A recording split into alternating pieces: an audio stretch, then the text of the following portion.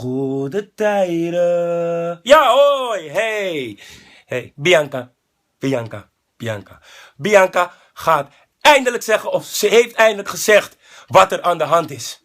En Anton zo van, Bianca, leg ons uit wat er is gebeurd. Ik snap het niet. Ze snapt het zelf niet.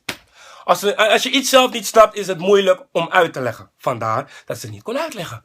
En Sjors is zo van, ik en de rest kan stikken. Want ze praten alleen maar over wiet. Ja, en wiet dan? Want ja, oké, Bianca heeft natuurlijk bekend dat zij de moordenaar is. Dat is 1 bom. Maar ze komt nog met de tweede bom, want ze heeft ook ALS. Bam! Bam! 2 bommen in 1 keer. En Sjors zo van, wiet is dus voor helemaal niks op de vlucht. Wiens schuld is dat? Dat zij voor niks op de vlucht is. Ik denk de eigen schuld. Zij heeft toch wel de eigen benen zelf weggerend. Ik weet het niet, maar dat even terzijde. Bianca zei, shoot, ik wilde jou gewoon beschermen. Dus als jij iemand wil beschermen, dan vermoord jij even iemand. Dan duw jij even iemand het raam uit. Oké, mij hoef je niet te beschermen, jonge dame.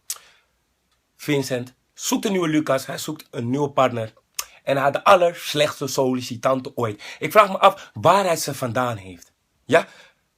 Zoek partner met laag IQ. Zoek je dat op Google of zo? Ik snap het niet, want dan kwam er een sollicitant. En die zei, oh, ik heb echt een goed idee, weet je. Want dan maakt iedereen gewoon een selfie met een bekend persoon. Maar die bekende persoon, die weet het dan niet. Ha, dat is toch grappig? Ha. Nee, dat is niet grappig. Dat is helemaal niet grappig.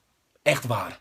Soms denk ik, waarom heeft Ludo Nina de naam Nina gegeven als hij er toch altijd prinses noemt? Geef er dan gewoon de naam prinses. Maar dat terzijde, Nina heeft zoveel capsones, joh. Dat is abnormaal. Die is helemaal zelfverzekerd. En zei ze gewoon, hoe kan hij nou niet in mij geïnteresseerd zijn? Nou, ik vraag me af hoe de mensen zijn die wel in jou geïnteresseerd kunnen zijn. Ha? Denk daar maar eens aan. En ze zegt ook gewoon, hij wil zich niet laten kennen en daarom wil hij mij niet.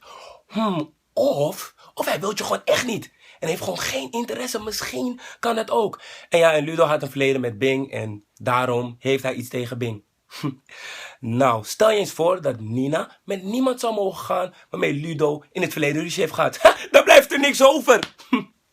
Dan moet je even naar Frankrijk om een nieuwe partner te zoeken. Dat is toch ook niks. Sjoerd. Lieve Sjoerd. Hij ging naar Eisen toe en zei, mijn moeder mag niet in de gevangenis sterven. Jij gaat haar niet aangeven.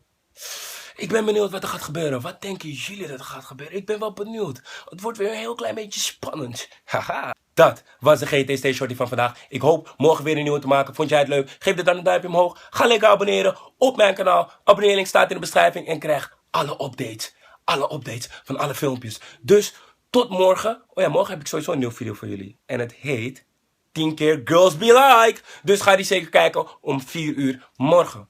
Doei.